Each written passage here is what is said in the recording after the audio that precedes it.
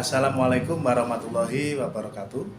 Perkenalkan, nama saya Andri Santoso, SPDSD CGP Angkatan 5 Kabupaten Jombang. Kebetulan saya mengajar di SDN Gono 1. Sebentar lagi saya akan melakukan wawancara kepada Bapak Kepala Sekolah saya, Bapak Kepala Sekolah SDN Gono 1, Bapak Munandar SPD MM. Perlu diketahui bahwa SDN Gono 1 ini memiliki jumlah tenaga pendidik yang cukup besar, yaitu sekitar 24 tenaga pendidik. Tentunya pasti Pak Munandar selaku kepala sekolah sering menemui berbagai permasalahan terkait kegiatan pembelajaran ataupun yang lainnya, sehingga dengan adanya kegiatan wawancara ini bisa bagi saya untuk belajar bagaimana Bapak Munandar dalam menyelesaikan setiap permasalahan yang ada. Assalamualaikum Bapak Munandar. Waalaikumsalam warahmatullahi wabarakatuh. Bapak Munandar sudah berada di SDN Gono 1 sudah berapa tahun Bapak? 2 tahun berjalan. Sudah 2 tahun berjalan Bapak ya. Mungkin bisa dibilang SD ini cukup besar Bapak ya. Iya betul. Personilnya cukup banyak, tentunya banyak permasalahan-permasalahan yang terjadi di lembaga ini terkait pendidikan ya Bapak ya. Ya betul. Terus kemudian Bapak, selama ini bagaimana Bapak dapat mengidentifikasi kasus-kasus yang merupakan dilema etika atau bujukan moral? Ya. Terima kasih Pak Andri yang telah memberikan kesempatan pada saya untuk menjawab pertanyaan yang mana yang pertama, dalam hal ini saya selaku pimpinan di lembaga ini, kita harus menganalisis lebih dulu permasalahan-permasalahan yang terjadi di lembaga yang saya pimpin, dengan harapan ya apa yang saya putuskan nanti membuahkan hasil yang maksimal.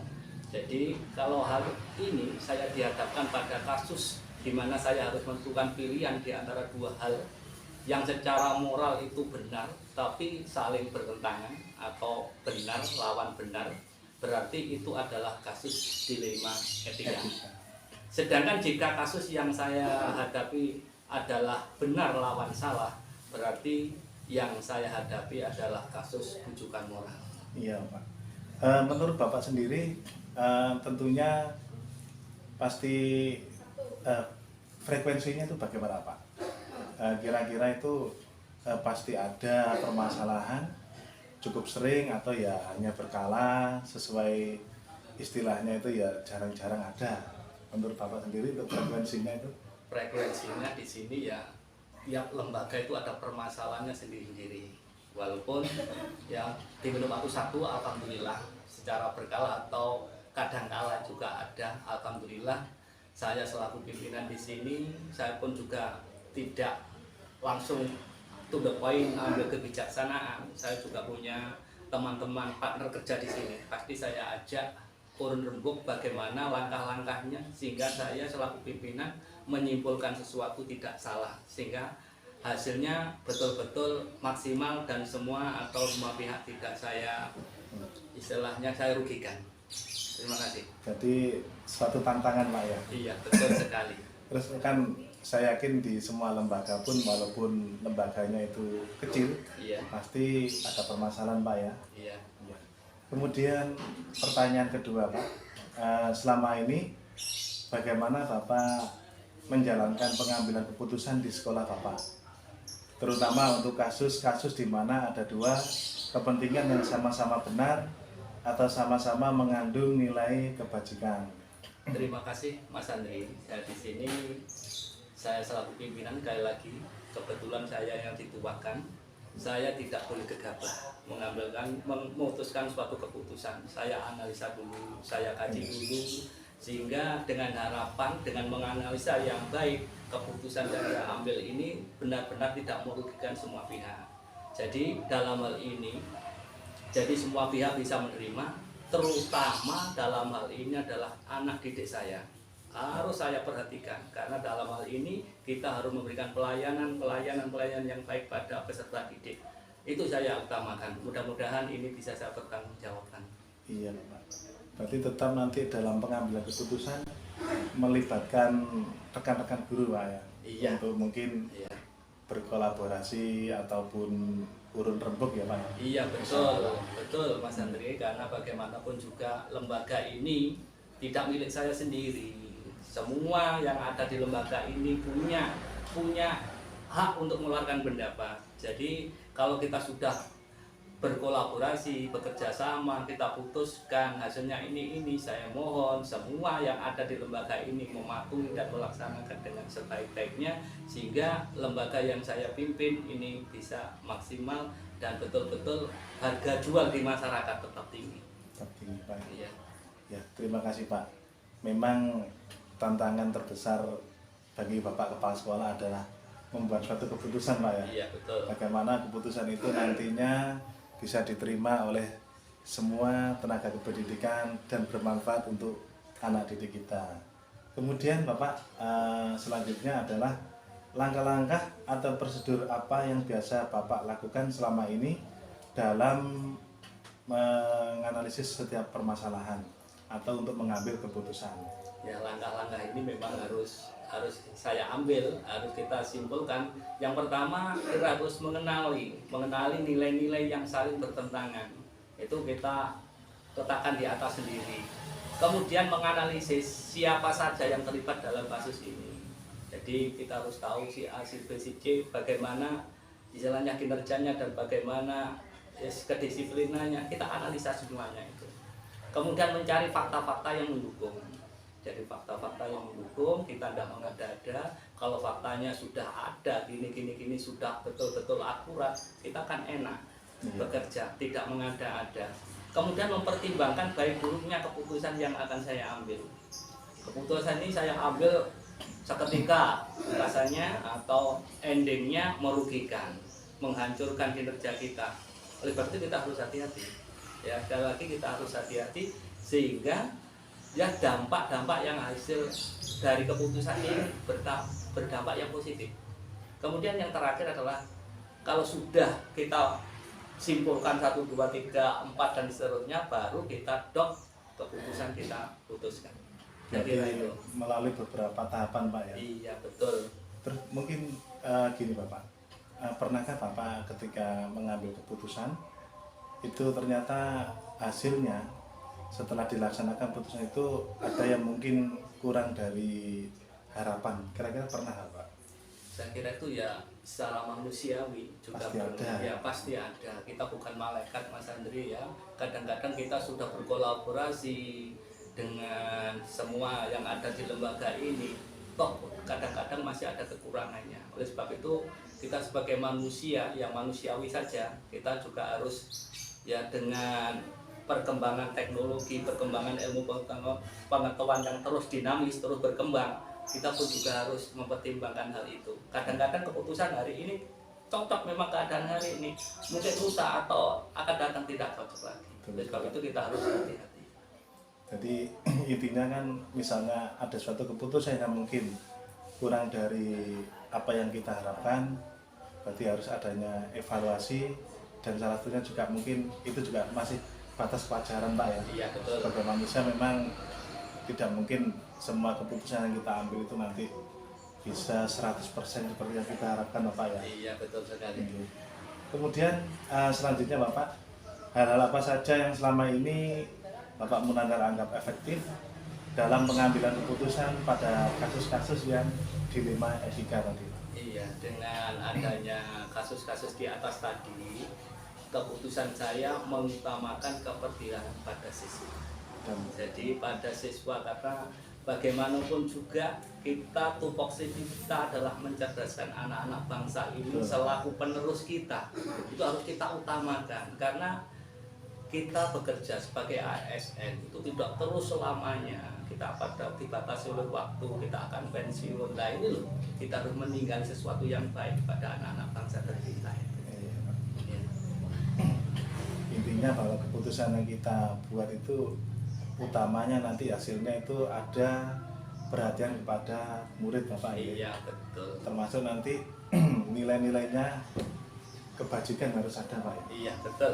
Terus keputusan itu kira-kira dilaksanakan juga perlu tanggung jawab Pak Nandar. Betul, kita mempertanggungjawabkan dunia akhirat ini Betul, loh Pak. ya, ini Iya. harus betul-betul gimana ya, harus menyentuh dalam diri kita, juga kita harus konsekuen ya, karena tugas kita itu mencerdaskan anak bangsa.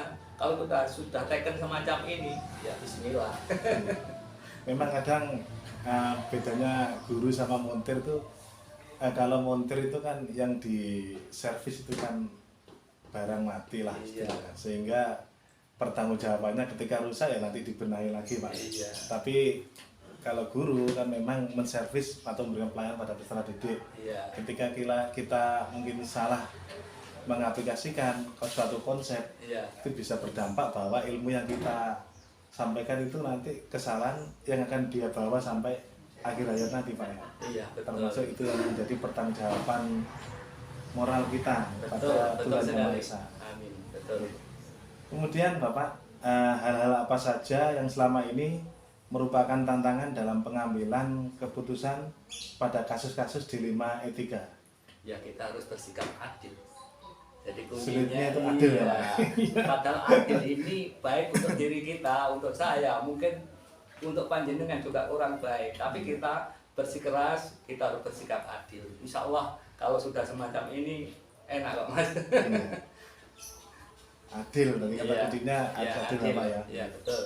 Kemudian, apakah Bapak memiliki sebuah tata kala atau jadwal tertentu dalam sebuah penyelesaian kasus dilema etika?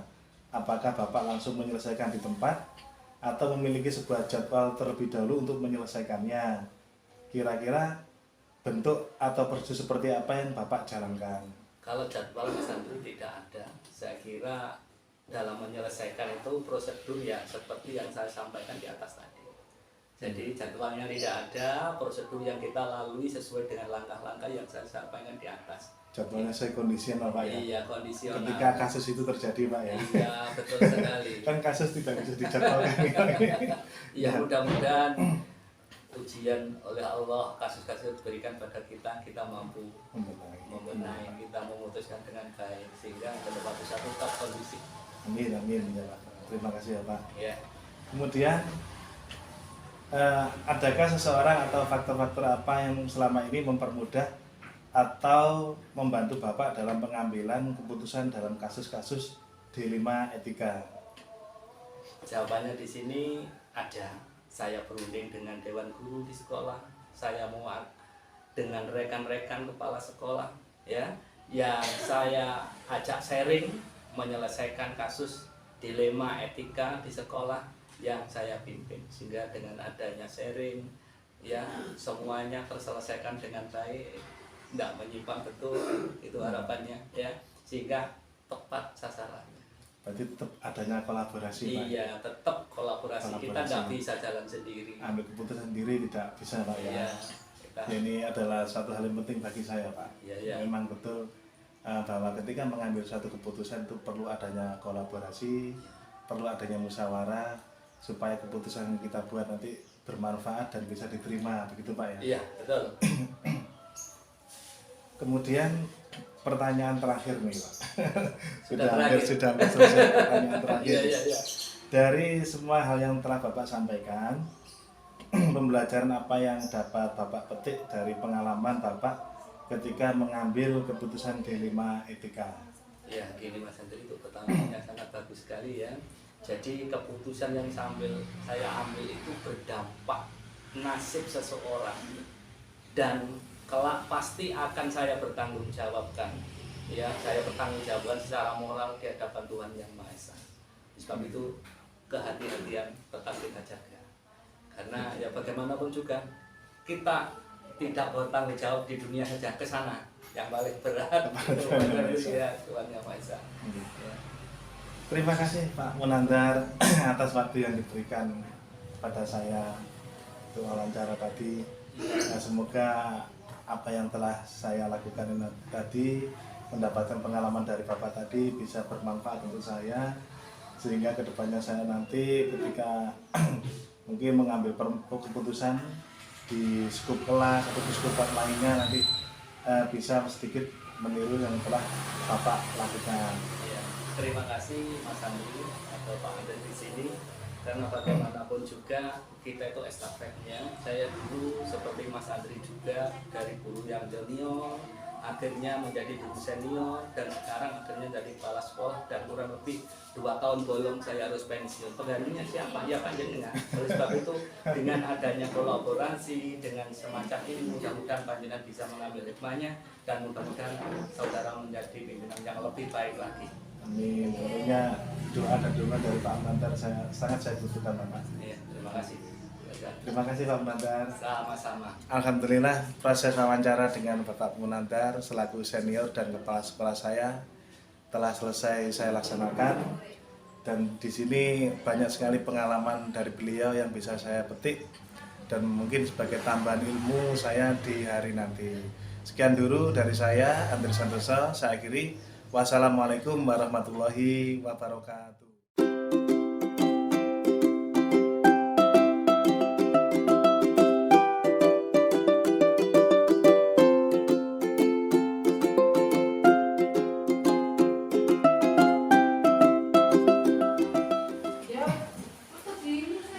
Bismillahirrahmanirrahim. Assalamualaikum warahmatullahi wabarakatuh.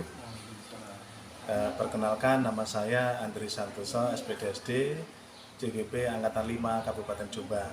Saya berasal dari SDN Genowatu 1.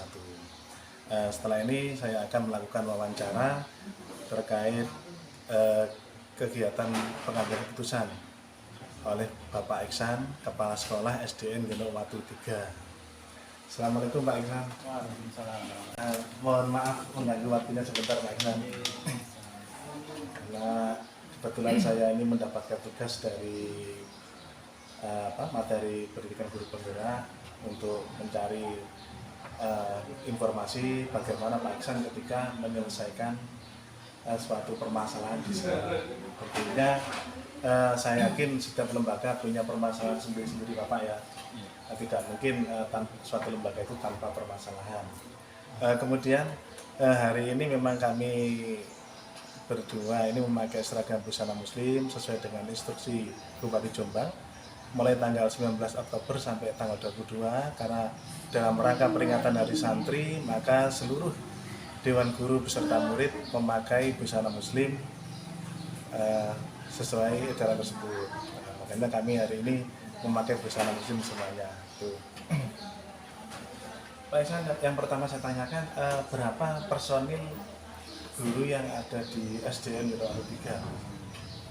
Seluruh personil yang ada di SDN itu berjumlah sebanyak 12 orang. 12 orang termasuk ya, termasuk penjaga. Untuk guru kelas terpenuhi semuanya Pak ya? Kelas penuh terus sampai dengan kelas 6.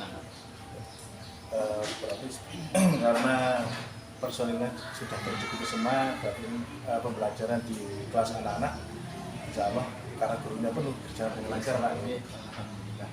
Kemudian Bapak, ini yang ingin saya tanyakan itu tentang suatu permasalahan. Selama ini pasti Bapak ketika menjadi kepala sekolah pernah atau mendapati suatu permasalahan, entah itu dengan Dewan Guru, dengan peserta didik, ataupun dengan wali murid. Nah, bagaimana Bapak dapat mengidentifikasi kasus-kasus yang merupakan dilema etika atau bujukan moral? Kalau ada kasus-kasus yang seperti itu, kita mengidentifikasinya dengan menganalisis dulu. Kita cari faktanya dulu seperti apa. Setelah itu kita komunikasikan dengan bapak ibu, dengan wali murid atau stakeholder yang ada di sekolah. Nah, setelah itu nanti setelah dari analisis itu kita bisa tahu itu termasuk dilema etika atau bukan moral seperti itu. Gitu Pak. Berarti tetap harus adanya identifikasi dan musyawarah dengan bapak ibu guru yang lain Pak. Betul Pak. Berarti intinya kan kita memang tidak bisa bekerja sendiri Pak ya. Iya, karena kita bekerja secara tim. Ya betul, secara tim. Selanjutnya, bagaimana Bapak menjalankan pengambilan keputusan di sekolah Bapak, terutama untuk kasus-kasus di mana ada dua kepentingan yang sama-sama benar atau sama-sama mengandung nilai kebajikan. Ya seperti saya utarakan tadi, satu kita analisis dulu. Yang kedua kita rapatkan atau kita musyawarahkan dengan tim kita, ya, dalam artian dengan bapak ibu guru. Setelah itu kita tentukan solusi yang terbaik untuk mengatasi masalah tersebut. Ya, dan yang jelas tidak boleh kita gegabah dalam mengambil suatu keputusan atau memberikan solusi. Terus kira-kira Pak, untuk solusi tadi itu tetap berpihak kepada murid atau tidak Pak? Ya, berpihak kepada semuanya, tidak hanya murid, tidak hanya kepada guru saja, tetapi kepada semua masyarakat sekolah kita, baik itu guru, murid, wali murid ataupun masyarakat sekitar. Jadi secara keseluruhan kita harus memikirkan penyelesaian masalah itu yang berdampak baik pada seluruh stakeholder yang ada di sekolah termasuk masyarakat Pak. Terima kasih Bapak. Kemudian selanjutnya langkah-langkah atau prosedur seperti apa yang biasa Bapak lakukan selama ini Bapak untuk menghadapi kasus-kasus tadi? Langkah-langkahnya biasanya yang kami ambil itu yang pertama kita analisis dulu masalahnya seperti apa, yang kedua siapa saja yang terlibat di dalamnya, yang ketiga kita gali fakta-fakta yang ada masalah itu sebenarnya seperti apa, baru setelah itu kita bermusyawarah, kemudian setelah bermusyawarah kita bisa mengambil solusi yang terbaik untuk mengatasi masalah tersebut. Untuk kata kuncinya adalah musyawarah Pak, kolaborasi. Terus gini Pak, kira-kira pernah apa tidak Bapak ini ketika mengambil keputusan ternyata hasil yang diharapkan tidak sepenuhnya sesuai harapan itu? Pernah apa tidak Pak? Pernah ya? Iya, pernah seperti itu. Jadi ketika kita mengambil keputusan A yang menurut kita terbaik, ternyata itu ada dampak di selain itu yang tidak kita duga. Dalam keputusan seperti ini, oh ternyata kok dampaknya ada lebih. Berarti kita harus bisa menganalisis kembali, kita bisa bekerja bersama-sama untuk menggali sebenarnya keputusan kita itu kelemahannya ternyata di sini, maka kita bisa mengambil pelajaran dari itu. Berarti harus ada evaluasi. Tadi setelah diambil keputusan ternyata hasilnya kok kurang maksimal, perlu adanya satu evaluasi lagi Pak ya dari yang terkait lah. Kemudian pertanyaan selanjutnya adalah hal apa saja selama ini Bapak anggap efektif dalam pengambilan keputusan pada kasus-kasus di 5 etika?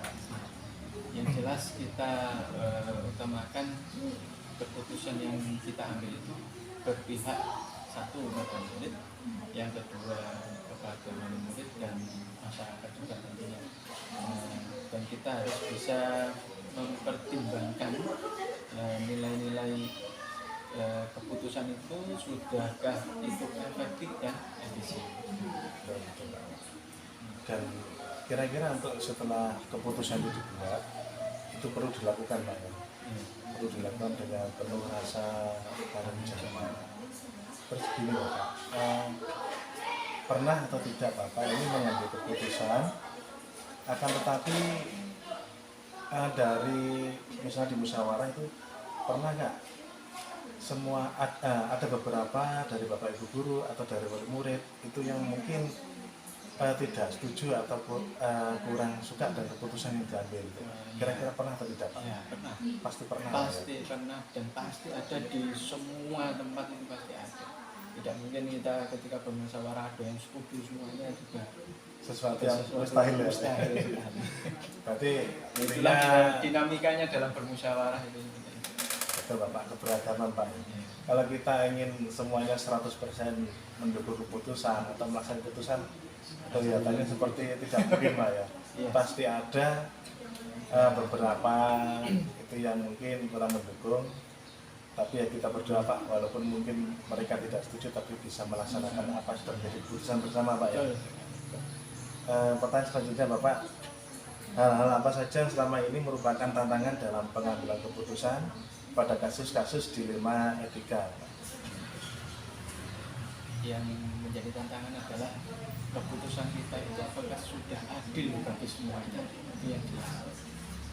Ketika kita mengambil keputusan A, kita menganggap ini sudah adil bagi semua, tapi ternyata tidak, ya berarti kita harus bisa mempertimbangkan dengan baik keputusan yang dapat kita ambil itu. Kalau tadi kita Pak saya tanyakan yang setuju atau tidak, sekarang berarti itu kira-kira itu semuanya itu merasa diperlakukan adil atau tidak Pak? Memang tantangan dari kepala sekolah ketika membuat keputusan itu semacam itu Pak ya. Bagaimana semua stakeholder yang ada, bahkan Bapak sendiri, wali murid itu bisa merasakan keadilan yang sama Pak ya.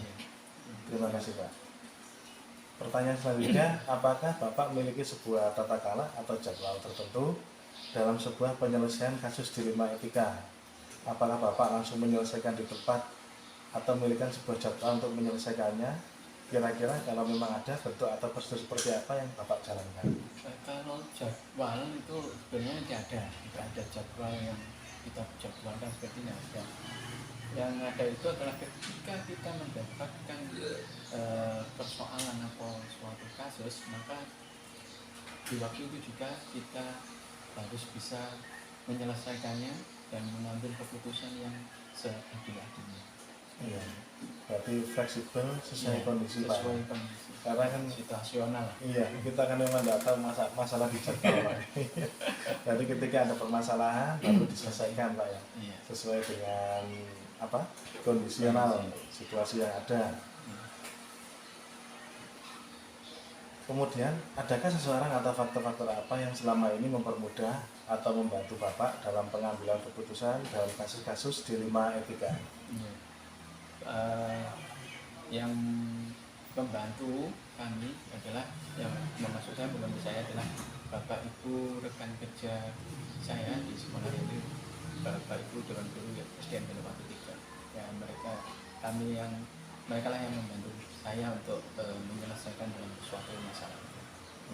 Saling membantu, perlunya berarti ada kerjasama ya, ada baik. kerjasama yang baik. Betul ya. Memang ya. Betul. Pertanyaan terakhir ini Pak. Pertanyaan terakhir, dari semua hal yang telah disampaikan, pembelajaran apa yang bisa Bapak petik dari pengalaman yang Bapak ambil keputusan dilema etika? Ya, yang bisa saya ambil pelajaran adalah yang pertama, kenali dulu, analisis dulu masalah yang terjadi ya.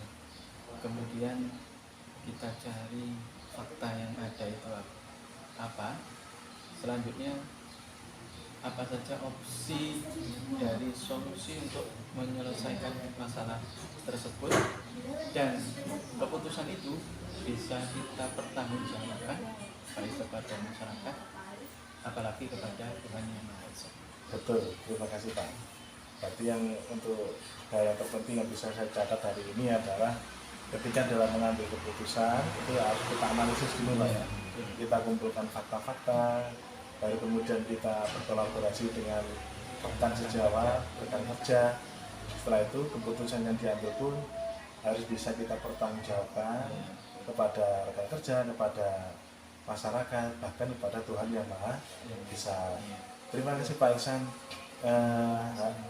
Wawancara kali ini sangat membantu saya, bisa menambah pengetahuan saya ketika dalam pengambilan keputusan.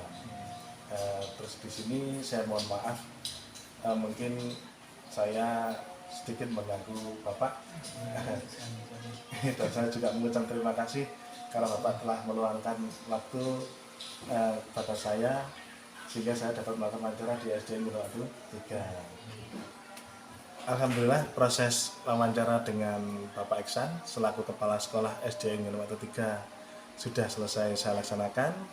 Perlu diketahui juga Bapak Iksan ini adalah salah satu Kepala Sekolah termuda di Kecamatan Ngorong.